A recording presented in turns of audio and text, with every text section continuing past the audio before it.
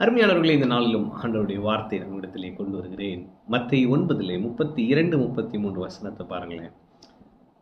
அவர்கள் புறப்பட்டு போகையில் பிசாசு பிடித்த ஊமையான ஒரு மனுஷனை அவரிடத்தில் கொண்டு வந்தார்கள். பிசாசு பிடித்த ஊமையான ஒரு மனிதன். அப்ப இவன் பிசாசு பிடித்தது நிமித்தம் ஊமையாக இருக்கிறான். அதுதான் பிரச்சனை. பிசாசு துரத்தப்பட்ட பின்பு ஊமையன் பேசினான். அவன் பேரே மாத்தினானு பாருங்க. ஊமையன் கூப்பிட்டே இருக்கிறான்.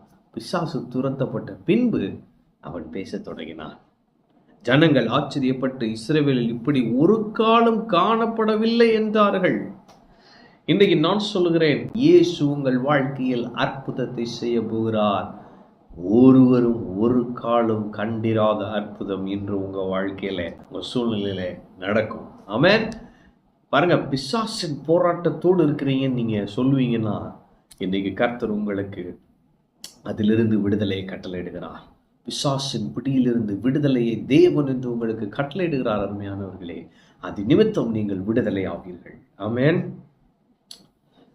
கர்த்தர் சொல்றாரு, நான் இன்னைக்கு உன்னை விடுதலையாக போகிறேன். குமாரன் உங்களை விடுதலையாக்கினார், மெய்யாகவே விடுதலை ஆவீர்கள். ஆவியானவர் இன்று உங்களை விடுதலையாக்கி, எந்த பிசாசு உங்களை தடை பண்ணானோ அந்த பிசாசு அவர் துரத்துறாரு. தடை நீங்கும் இயேசுவின் நாமத்தினாலே. ஏன்னா இங்கே அவனுக்கு பேச தடை இருந்தது. அந்த பிசாசு துரத்தப்பட்ட பின்பு அவன் பேசினான். இன்னைக்கு நான் சொல்லுகிறேன், உங்களுக்கு எந்த ஏரியாவில் தடை இருக்கோ, இன்னைக்கு கர்த்தர் பிசாசை துரத்துகிறார். அந்த தடை நீங்குகிறது. நீங்கள் தேவனை மகிமைப்படுத்துவீர்கள். சுற்றியுள்ளவங்க சொல்ல போறாங்க, ஒருவரும் ஒரு காலம் கண்டிராத அற்புதத்தை இவன் தேவன் இவனுக்கு செய்திருக்கிறார். ஆமென். அப்ப நீங்க சாட்சி சொல்ல தேவையில்லை. உங்களுக்கு கர்த்தர் செய்யறதை வச்சு அவங்க சாட்சி சொல்லுவாங்க, கர்த்தர் இவர்களுக்கு பெரிய காரியங்களை செய்தார் என்று. ஆமென். கர்த்தர் உங்களோடு இருக்கிறார். கர்த்தர் உங்களை ஆசீர்வதிப்பார்.